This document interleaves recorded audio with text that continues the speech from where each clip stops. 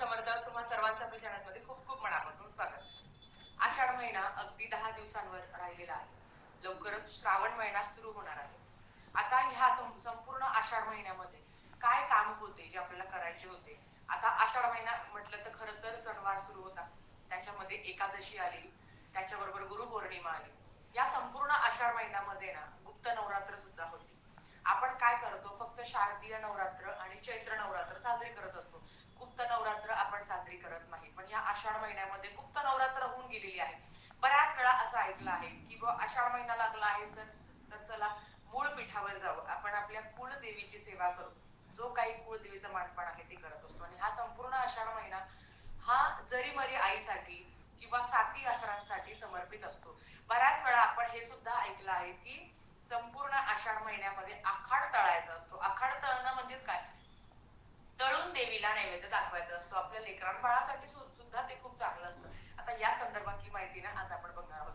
सगळ्यात आधी की संपूर्ण ह्या म्हणजे आता गुप्त नवरात्र होऊन गेलेली आहे. या संपूर्ण आषाढ महिन्यामध्ये ना आपल्या मूळ पीठावर जाऊन आई भगवतीचा मानपान करायचा असतो. जे जे बरेच लोक करतात. बऱ्याच वेळा आषाढ महिन्यामध्ये ना म्हणजे संपूर्ण आषाढ महिन्यामध्ये खूप गर्दी असते मूळ पीठावर.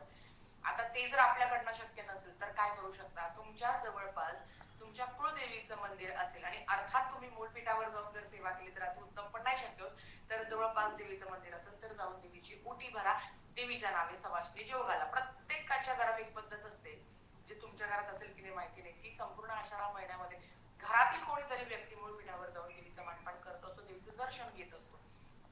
कारण गुप्त नवरात्र संपलेली असते. किंवा काही लोक गुप्त नवरात्रीत सुद्धा देवीचं मानपान करतात, देवीचं दर्शन घेतात. आता तुम्हाला हे करणं शक्य नसेल तर तुम्ही तुमच्या जवळपास मंदिर असेल तर तिथे जाऊन देवीची ओटी भरा, देवीचं मानपान करा. किंवा तुमच्या घरात एक सवाष्णी पूजन झालंच पाहिजे. थोडक्यात काय, कुठल्याही सवाष्णीला किंवा कुठल्याही स्त्रीला बोलवून तुम्ही ती माझी कुळदेवी स्वरूप आहे असं म्हणून तुम्ही त्या स्त्रीचा मानपान करावं, तिला तुम्ही भोजन देऊ शकता, तिची ओटी भरू शकता.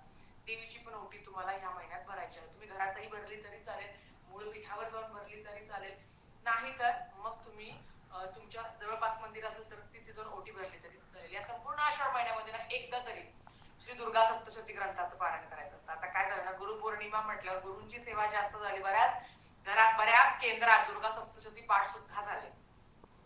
जर तुमचा बाकी असेल तर नक्कीच रोज दोन अध्याय पठण करूनही तुम्ही एक पाठ श्री दुर्गा सप्तशती ग्रंथाचा करावा, की जेणेकरून आपल्याकडनं आपल्या कुळदेवीची सेवा घडेल, एक तेवढं पुण्य आपल्याला मिळेल. आता साती आसरा, तुम्हाला माहिती का, ह्या महिन्यामध्ये साती आसरा ज्या पाण्याजवळ असतात, साती आसरा सगळ्यांना माहिती आहे, किंवा ज्यांना माऊल्या म्हणतो आपण, तर त्यांचा मानपान करायचा असतो, त्यांनाही नारळ फोडायचं असतं, त्यांनाही नैवेद्य अर्पण करायचा असतो. आता जरीमरी आई, तुम्ही हे नाव ऐकलंय का? जरीमरी आई म्हणजे हे देवीचं नाव आहे. तर हा जो महिना आहे ना, हा मरी आईचा महिना आहे असं म्हणतात. लहानपणी कधी ऐकलंय का की आपलं बाळ जर आजारी पडलं तर घरातल्यांचं असं म्हणणं येतं की आता आहे ना, हा संपूर्ण आषाढ महिना आहे, तू मुलांना दर्शनाला घेऊन जा, गुळ फुटाण्याचा नैवेद्य दाखव, म्हणजे जरीमरी आईला गुळ फुटाण्याचा नैवेद्य दाखव आणि मुलांचं दर्शन घेऊन ये, बघ आजार पण जाईल.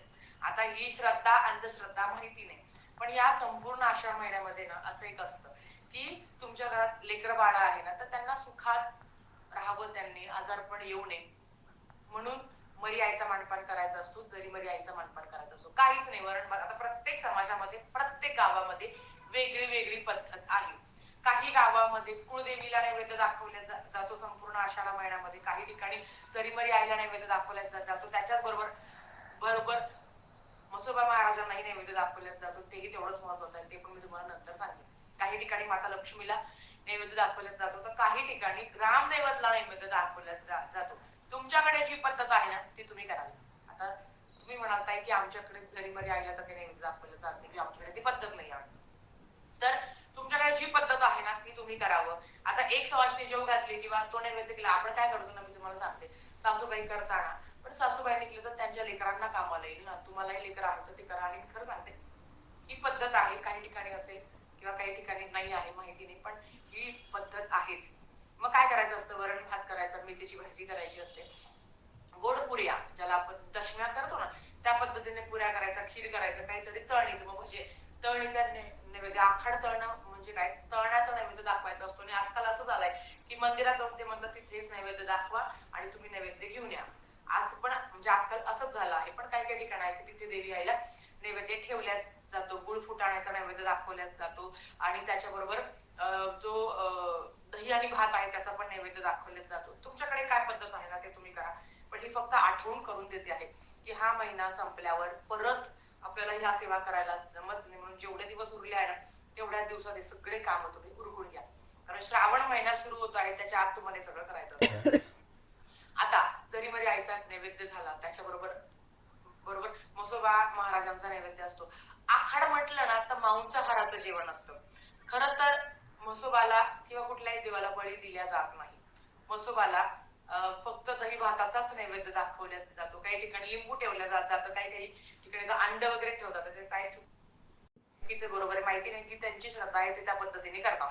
आता म्हसोबा महाराजांना एखाद्याचा बळी दिला जातो, मग बरेच ठिकाणी नॉनव्हेजचा बेत केला जातो. कारण तुमच्या जमिनीजवळ किंवा तुमच्या मळ्यात शेतात जर म्हसोबा महाराज असेल तर त्यांना नारळ फोडायचं असतं, त्यांना दही भाताचा नैवेद्य दाखवला जातो. त्यांच्या स्मरणार्थ किंवा त्यांना एखादा बळी दिला जातो, तो मांसाहाराचा नैवेद्य असतो, जो त्यांना दिला जात नाही. त्यांना फक्त दही भाताचाच नैवेद्य असतो. आणि काय होतं ना, आपल्या जवळपास आपण ज्या ठिकाणावरनं रोजचा आपली रहदारी आहे, रोजचा आपल्या घरातील व्यक्ती प्रवास करत असतात, तिकडे ना जवळपास हा बरोबर, तिकडे जवळपास म्हसोबा महाराजांचं मंदिर असतं. तिथे जाऊन तुम्हाला एक नारळ फोडायचा असतो, की जेणेकरून आपल्या घरातील लोक जे काही जातात त्यांचा प्रवास सुखकर होऊ दे या कारणासाठी. हे झालं. त्याच्याच बरोबर तुम्ही तुमची जे काही तुमच्याकडे पद्धत आहे, जरीमरी आई असेल किंवा माऊल्या असेल, साती आसरा असेल किंवा अजून कुठले महालक्ष्मी असेल, काही काही ठिकाणी लक्ष्मी आईला नैवेद्य दाखवला जातो, तर काही ठिकाणी आपल्या कुळदेवीला नैवेद्य दाखवला जातो. तुमच्याकडे जी पद्धत आहे ती तुम्ही करावी, पण आषाढ महिना संपण्याच्या आत हे करावं. आणि आपल्या कुलदेवीची ओटी भरावीच. कोणीही, प्रत्येक स्त्री आपल्या आईची ओटी भरू शकते. तुमच्या जवळपास मंदिर असेल, मूळपीठावर जर जवळ असेल तर तिथे जाऊन तुम्ही देवी आईची ओटी भरा. पण आवर्जून या संपूर्ण आषाढ महिन्यात अगदी 10 दिवस उरलेले आहे, त्याच्यात तुम्हाला हे कार्य करायचं आहे. आई भगवतीची तुम्हाला ओटी भरायची आहे, आई भगवतीची तुम्हाला पूजा करायची आहे. ही तुम्ही सेवा तुमच्याकडनं घडलीच गेली पाहिजे. कारण आखाड महिना आपल्या लेकरा बाळांसाठी, आपल्या घरातील कुटुंबांसाठी महत्वाचा असतो. जरी मरी आई किंवा माऊल्यांसाठी हा महिना आहे. तुमचं काही बाकी असेल ते सगळं उरकून घ्या. 10 दिवस बाकी आहे आणि कुळदेवीचा मानपान कुळाचार करायला विसरू नका. काहीच नाही, देवीची ओटी खना नारळाने भरली, अगदी ब्लाउज पीस, नारळ, जे तुम्हाला ओटीचं सामान तुमच्या घरात उपलब्ध असेल त्याने देवीची ओटी भरली तरी चालेल. पण काही ना काही करण्याचा प्रयत्न करा, नाहीतर राहिलं तर राहून जातं आणि मग मनात एक कुरहुर लागते आपली की नाही बाई माझं हे राहून गेलं. असं करता कामा नये. तुमची लहान मुलं असेल तर त्यांनाही दर्शनाला घेऊन जा आणि या पद्धतीने आपल्याला हे कार्य करायचं आहे. तुमच्याकडे काय पद्धत आहे ना मला नक्की कमेंट करून सांगा. तर आजच्यासाठी इतकंच झालेली सेवा स्वामींच्या चरणी मी रुजू करते आणि आजचा व्हिडिओ इथेच थांबवते. आवडला असेल तर लाईक शेअर सबस्क्राईब करा. व्हिडिओ परत अशाच एका नवीन व्हिडिओ सोबत. तोपर्यंत श्री स्वामी समर्थ.